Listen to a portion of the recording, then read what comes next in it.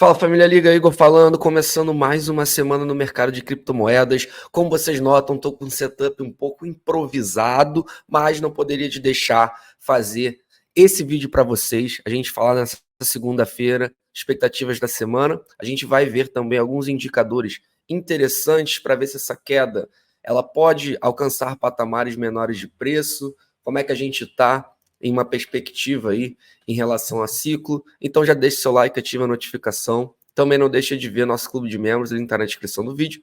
A gente tem conteúdo exclusivo para os membros todos os dias, análises, relatórios, vídeos privados, lives, grupo privado e também, é claro, nós fazemos airdrops todas as semanas. Não deixe de conferir, o link está na descrição do vídeo. Vocês notam então que a gente fez um rompimento na semana passada, domingo, 9 horas da noite, ontem, 9 horas da noite, a gente fecha essa vela semanal aqui e realmente é claro que sim, nós fizemos esse rompimento aqui do Bull Market Support Band, nós fizemos esse rompimento das bandas de suporte para Bull Market, que agora se tornam então nossa principal resistência. É óbvio que dentro de um ciclo de alta, essas duas médias móveis, elas sempre são as mais importantes para os preços segurarem. Elas já guiaram bull markets, como vocês notam aqui. Toda a jornada de 15 a 17 foi guiada por essas médias móveis. Os bear markets também. Elas fazem a resistência mais forte e é óbvio que perdê-las é negativo. Perdê-las não foi um movimento positivo em que o Bitcoin fez. Existem aqui algumas possibilidades, obviamente, quando o Bitcoin perde o Bull Market Support Band, que é, será que nós, então, vamos reverter essa tendência de alta primária e nós vamos entrar em um bear market? Eu acredito que não. Como vocês sabem, eu acredito que esse ciclo ele ainda não foi nem um pouco desenvolvido. A gente teve Bitcoin praticamente alcançando o mesmo preço da alta histórica de 2021, mas ele não desenvolveu ainda essa all-time high, chegou apenas em 73 mil dólares. A gente teve Ethereum nem chegando perto da sua all-time high de 2021, que foi em 4.800 dólares. Esse ciclo nós chegamos apenas em 4 mil dólares com Ethereum. E, mais uma vez, eu vou mostrar também aqui para vocês um indicador mostrando a jornada do Bitcoin, como ela funciona na perspectiva de 4 anos, principalmente após o halving. E vocês vão notar que ainda é muito cedo.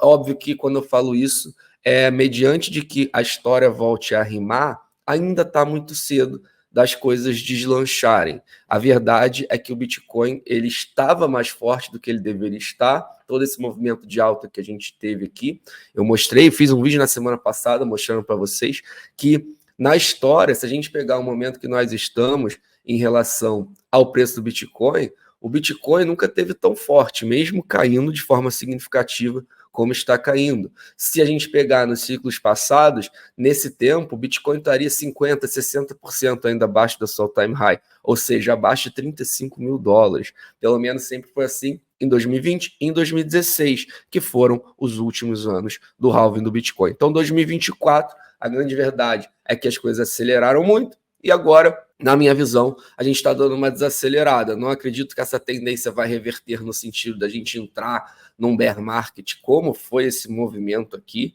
tá? Onde em 2022 os preços basicamente só caíram. Não acredito que a gente vai viver essa fase. Eu acredito que a gente vai viver sim uma fase de queda e lateralidade, mas uma fase mais parecida com essa aqui. O Bitcoin costuma, após grandes quedas, ele fica ali uns 2, 3 meses maturando, bitcoins vão sendo trocados de mãos, as pessoas que sentem medo, elas começam a vender, e esse processo geralmente, como vocês notam aqui, dura em torno de uns 2, 3 meses, que calha justamente com a data.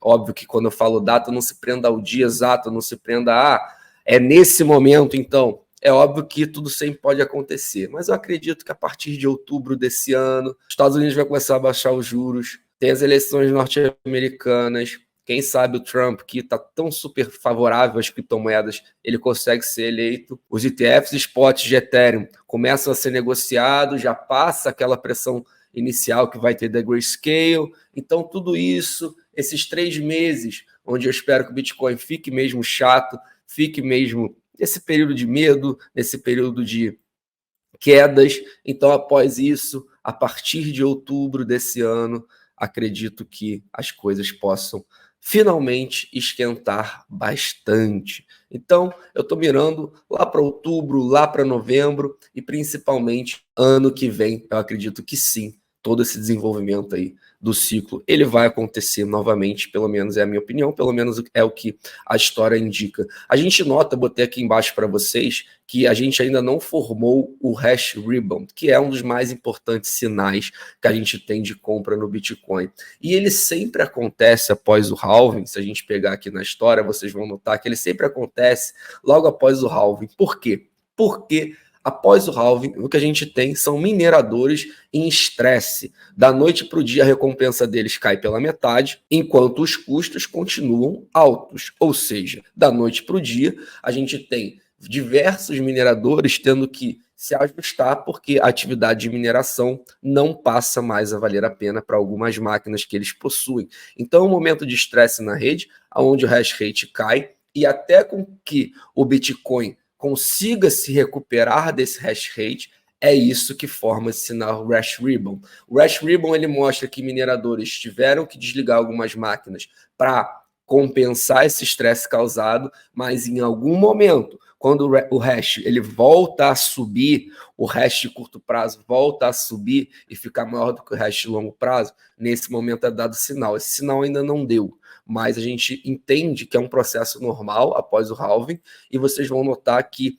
mineradores ainda seguem estresse. Mineradores ainda estão vivendo esse momento. A gente ainda não teve esse sinal, mas na minha visão isso vai acontecer em algum momento nas próximas semanas. Mas ainda não aconteceu, ainda é muito recente. Como eu disse para vocês, o halving acabou de acontecer. Então a gente ainda está vivendo esse momento aí de ajuste que o Bitcoin sempre passa após o halving. As pessoas acham que o halving é milagroso, da noite para o dia, após o halving, o Bitcoin vai começar a subir muito forte. O que não é verdade, muito pelo contrário. Se a gente pegar aqui a história, vocês notam que o Bitcoin ele sempre precisa de algumas semanas, alguns meses, para os preços realmente começarem a se desenvolver.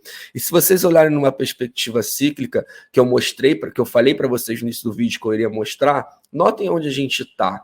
A gente está aqui apenas aos 70, 75 dias após o halving. O halving acabou de acontecer se a gente olhar aqui o desenvolvimento, como os preços têm que se desenvolver. Vocês notam que aqui então a gente tem o preço do Bitcoin após os halvings, a gente tem o ciclo de 2012 em roxo, a gente tem o ciclo de 2016 aqui em verde, a gente tem em azul ciclo de 2020 e a gente está vivendo nosso ciclo agora no halving de 2024.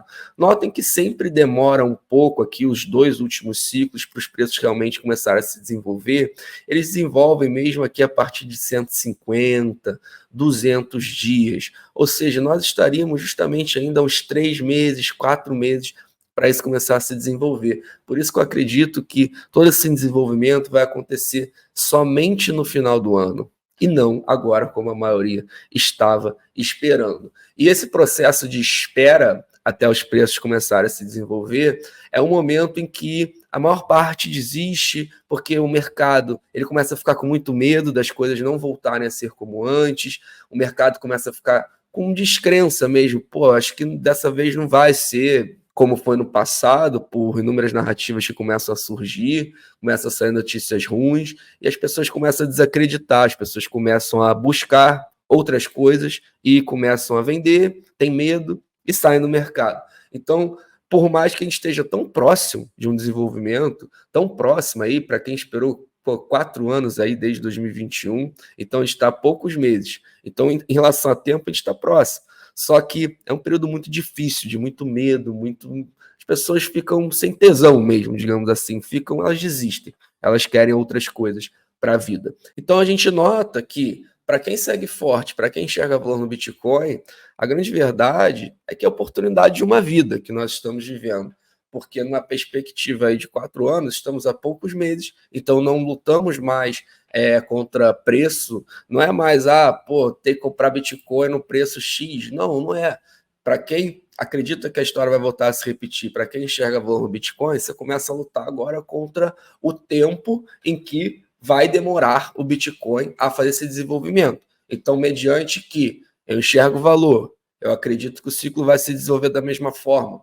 Ainda mais um ciclo muito claro, que o Bitcoin está muito mais sólido do que ciclos passados, ainda tem catalisadores de macroeconômicos que vão ser favoráveis no tempo que vão precisar justamente acontecer, que é justamente o corte de juros deve vir no final do ano, eleições norte-americanas, os ETFs já estão aí a todo vapor, Ethereum ainda não, mas no final do ano já vai estar, então tem catalisadores que nunca tiveram antes.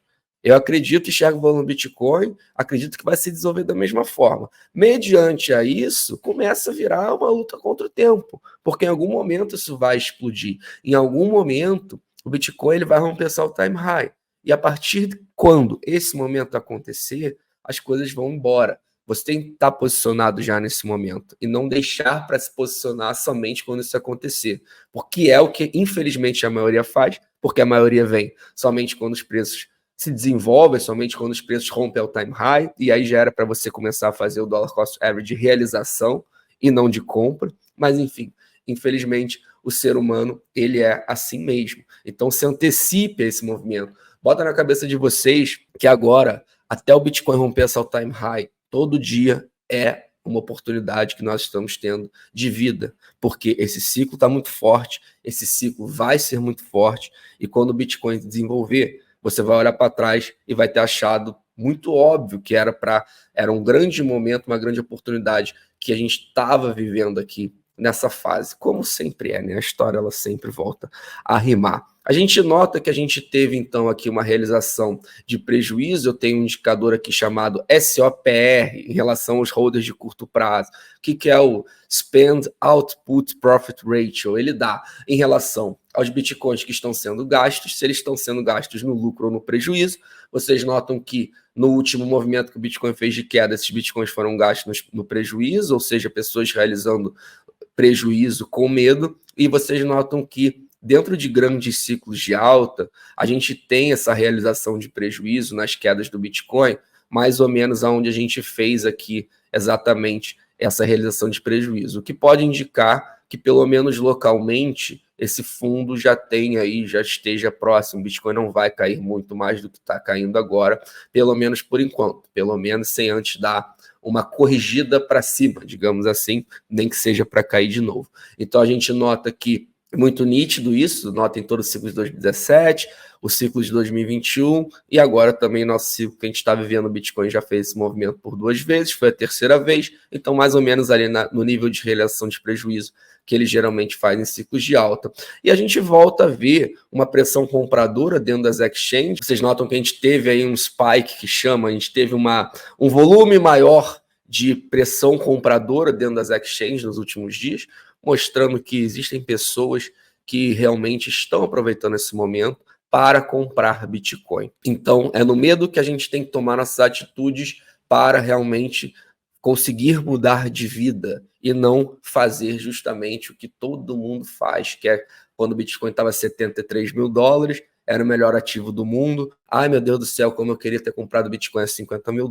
Se o Bitcoin voltar a $50 mil, eu vou aproveitar essa oportunidade, vai ser maravilhoso. Só que vocês notam que quando o Bitcoin vai lá e ele faz esse movimento, você começa já a se questionar. Não vira, Bitcoin é o mesmo Bitcoin, mas na sua cabeça agora, meu Deus, não sei, pô, acho que vai cair mais, não sei, as coisas estão esfriando. Então as narrativas começam a rondar a sua cabeça e sua mentalidade começa a te trair. Por isso que sua estratégia, ela tem que vencer os seus achismos, senão você não vai conseguir vencer. E vocês sabem que a minha dollar cost average por intensidade, já falei algumas vezes aqui no canal, a gente vai continuar falando sobre isso mais para frente. Deixe seu like, ative a notificação, família. Uma semana que vai ser uma semana de muitas oportunidades, tá? Vocês que conseguem enxergar o valor do Bitcoin, conseguem aí deixar o medo de lado, vocês sabem que realmente vai ser uma semana, está sendo já de grandes oportunidades. Deixe seu like, ative a notificação. E para fechar, família, não sou conselheiro financeiro, nem estou aqui para fazer você gostar de Bitcoin. Afinal de contas, você não gosta de Bitcoin. O azar é seu, não o meu. Todos ótimo dia e até amanhã.